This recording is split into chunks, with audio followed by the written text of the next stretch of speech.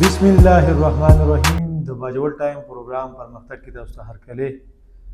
مینوال تاسو څنګه معلومه ده پروګرام پرمختګ کې موږ د موسمیاتي بدلون حوالې سره کومه لړۍ پیل کړې ده نو ننني پروګرام کې موږ موضوع راوړې ستاسو لپاره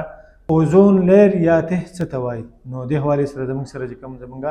همکار یا ملګری شاه خالد شاجي صاحب دی پروګرام کې شاه خالد صاحب ته هرکلی ډېره مننه ټیم راکولو ډیره مننه قیاس خان ستاسو یو ځل بیا هم چې موږ هم په ماحولیاتو سره تړلې یو موضوع باندې نن بیا خپل سټوډیو ته مدعو کړلو نو ډیره مننه ستاسو شاه صاحب که دا راته وایي چې اوزون لیر چې کوم دی دا څه شی دی په دې باندې کوم کتونکي دا پوهه کوي قیاس خان اوزون لیر یا اوزون ته دا د الله له طرفه یو داسې نظام په دې خلا کې جوړ کړی شوی دی چې هغې ته اوزون ته یا لیر ویلی شي او دغه د یو څادر په حیث دی چې دا د په دې حافظه کې د 10 کیلومتر نه والا اونچایي کې د 50 کیلومتر پورې په دې فضا کې یو څادر خور شوی دی نو دغه څادر چې کوم دی نو دغه ته اوزون لیر ویلی شي او دا په شین رنګ کې یو څادر دی چې دغې ته اوزون لیر ویلی شي او ویلی کېږي دا وایي چې دا اوزون لیر چې دا ټول راټول کې یو ټوس شکل کې نو دا د نیم انچې برابر بردې موټایي او دا په یو وړوکې دغه کې هم را دغه کېدی شي دا یو د قدرت یو داسې نظام جوړ کړی یو قدرت دی په دې فضا کې نو دغې ته اوزون لیر یا اوزون ته ویلی شي د اوزون لیر چې کوم ته دی دغه د مهلک شعاګانو د روکتام کې څه کردار دی نو قیاس خانه دا خو ډېر اهم کردار ادا کوي دا اوزون لیر یا اوزون ته چې کوم دی ځکه چې دا جوړ کړی دی الله پاک نو دا د انسانانو د فایدې لپاره دی او په دې دا چې کومې خطرناکې شعاع د نور نه راځي چې هغې ته الټرا وایلډ شعاع ویلی شي یا ګاما ریز یا دغه شانته ایکس ری ریز یا نورې کومې خطرناکې شعاګانې نو دا د دې څادر کې روکاو کېږي دا کم اوزون ته لیر چې دی دا دې کې روکاو کېږي او دا ځمکې ته نه راپرېږدي او کومې چې د انسانانو د مفید دغه یا لکه د رڼا شعاګانې چې کومې شعاع کې انسان لیدل کولی شي نو دغه ځمکې ته راځي او دغه مهلک شعاګانې دلته فلټر کېږي دغه نه راپرېږدي نو د دې دغه یو اهم کردار دی په د انسانانو لپاره یا د جاندارو لپاره یا د دې ځمکې د خلکو لپاره اوزون لیر چې کوم دی دا دغه د یو فلټر کردار ادا کوي ښه نو که دا راته ووایي چې د انساني جسم لپاره دا مهلک شعاګانې کوم اثرات نو د دې خو ډېر زیات نقصانات دي د دې مهلک شعاګانو کوم چې دغه الټرا وایډ شعاګانې دي یا ایکس ګاما ریز شعاګانې شوي دا چې د انسان په بدن پرې وځي نو د دې سره د سکین کینسر زیات خطرات دي چې دغه لګي بل دا چې سترګو باندې دا پردو دا کم بیماری چې کومه عامه دا پردې دی کې کردار ادا کوي دغه جوړېدو کې دغه شانته نورې بیماریانې هم د دې نه ادا کېږي خو دا دوه درې چې کومې غټې بیماریانې دي دا د دې مهلک شعاګانو د وجې نه کېږي او دغه انساني یا جاندارو صحت ته نقصان رسوي ښه که دا راته ووایي د موسمیاتي بدلون د وجې نه اوزون لیر ته څومره نقصان رسېدلی دی نو بالکل نقصان رسېدلی دی او دغه نقصان هم په قطب جنوبي یا په هغه قطب جنوب کې کوم دغه علاقې دي په هغه کې رسېدلی دی او دا یو غټه پیمانه باندې د دې نقصان چې کوم و هغه ویلی کېده چې دا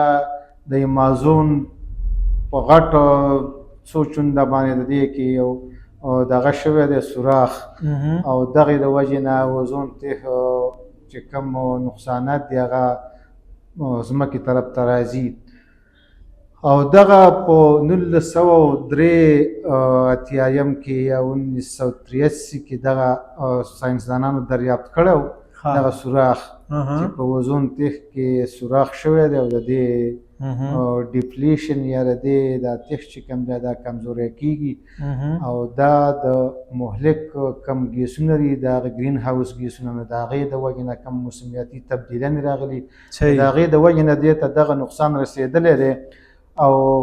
دغه دپاره بیا د دې د مخنیوي دپاره په 1987 کې په مونټریال کې یو کانفرنس وشو چې د دې د مخنیوي لپاره اقدامات وشي 16 دسمبر نو اوس په ټوله دنیا کې 16 دسمبر د 1987 په هغه یاد کې په 1994 کې د اوزون ورځ لمانځل کېږي 16 ستمبر باندې 16 ستمبر باندې دغه ورځ لمانځل کېږي چې خلکو کې آګاهي راشي اویرنس راشي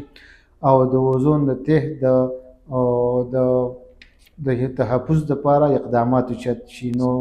او دغه کې کم ګیسونه چې دې ته نقصان رسوي نو دغه موږ مخکې په دغه کې ذکر کړی چې کم اوزون کم ګرین هاوس ګیسونه دي چې کاربن ډای اکساید دی فلوروکاربن دی یا هایدروکلورو کاربن دغه شان ګیسونه دي نو ویل کېږي چې دغه نقصان دې ته رسوي. شاه صاحب که دا راته ووایي چې دا کم مهلک شواګانې دي د دوی په پاکستان باندې منفي څه اثرات دي؟ نو بالکل اثرات خو موږ څنګه مخکې ذکر وکړو چې دغه زیات اثرات دي او دغه اثرات هغه ځایونو کې ډېر دي چېرته چې دا او قطب جنوب کې چې هلته دا دې ته نقصان رسېدلی دی اوزون لیر ته نو په پاکستان هم نقصانات شته خو دا نقصانات دلته لږ په مزه مزه را روان دي په نسبت د هغه علاقو چې کوم علاقو کې دی اوزون لیر ته یا تحت ته نقصان رسېدلی دی نو خو اثرات یې شته په ټوله دنیا کې د اثرات شته او ظاهریږي او ظاهر شوي هم دي خو چېرته ډېر او چېرته کم. صحیح. ښه که دا راته ووایي چې د اوزون کم تحت دی د دې منفي اثرات په عام خلک به څنګه دې نه ځان محفوظوي؟ نو عام خلک خو دې نه په دې شکل کې ځان محفوظ کولی شي چې اوس د ګرمۍ موسم دی نو د نور نه ځان بچ ساتل پکار دي که بهر ته څوک وځي یا بازار ته یا کار له نو پکار ده چې فل آستین یا نستون چې ورته موږ یو فل کپړې واغوندي خپل سکین لکه پټ کړي دغه شان ته په بازارونو کې سن بلاکس یو کریم ملاویږي او هغه ولګوي که څوک لکه داسې خلک چې هغه په نور باندې کار کوي او هغو مجبوري لکه یا مزدورکار خلک یا نور داسې خلک نو هغو له پکار ده چې په خپل وجود باندې سکین بلاکس کریم ولګوي او دغه شان ته سن بلاک کریم چې کوم دی هغه ولګوي او د هغې سره سره او خپل سر چې کوم دی هغه هم پټ وساتي هیډ په سر کې هیډ ټوپۍ چې کومه ده یا کیپ په سر کې کار په دوران کې او د نورو شواګانو نه ځان بچ وساتي نو دغې وجې نه به د دوی صحت کوم اثرات د دې نه محفوظ کېدی شي؟ نور داسې څه تاسو ګورئ ګورمنټ سایډ نه داسې څه احتیاطي تدابیر داسې پروګرامونه کوم کېږي دې حوالې سره که نه؟ نو اوزون ورځ چې کوم ده دا ما چې څنګه ذکر وکړو چې 16 ستمبر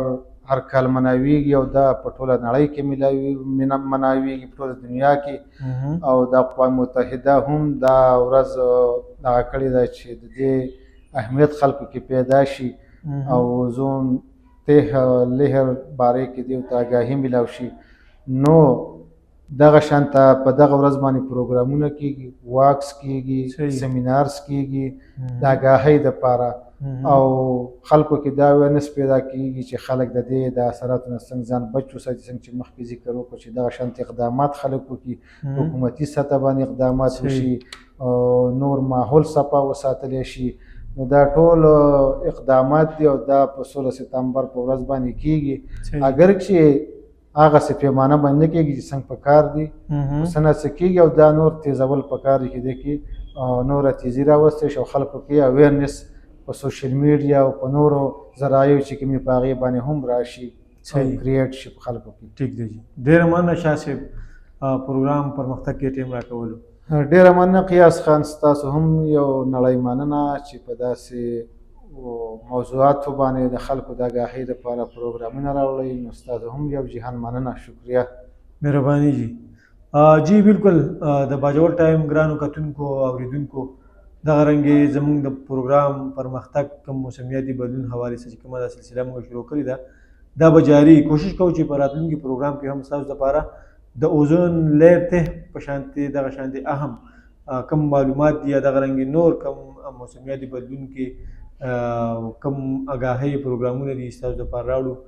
چېرته ځئ مه بل پروګرام پورې کوربه قیاس خان له ورکړئ اجازت چېرته مې ښاد اباد خوشحاله او بریالي اوسئ